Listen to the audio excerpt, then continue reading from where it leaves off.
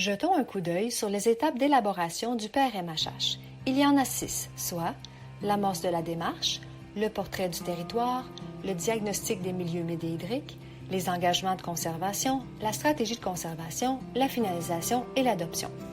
Regardons maintenant les 2 étapes du PRMHH dans lesquelles s'inscrit le sondage, soit le portrait et le diagnostic des milieux humides et hydriques. L'étape 2, c'est le portrait du territoire.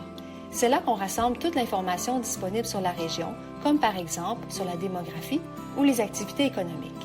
C'est aussi ici qu'on récolte toutes les données sur les milieux humides et hydriques cartographiés, car dans le PRMHH, on utilise seulement les données existantes.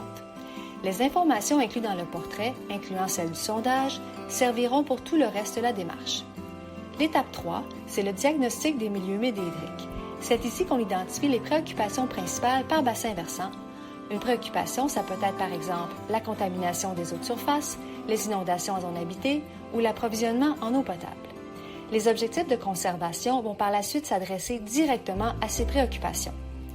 À la fin du diagnostic, on aura finalement toutes les informations nécessaires pour identifier les milieux humides et hydriques d'intérêt, soit ceux qui occupent les plus importantes fonctions écologiques comme la filtration de l'eau, l'atténuation des inondations ou la régulation du niveau d'eau. Si vous avez des questions, écrivez-nous à info@prmhh-ca.info.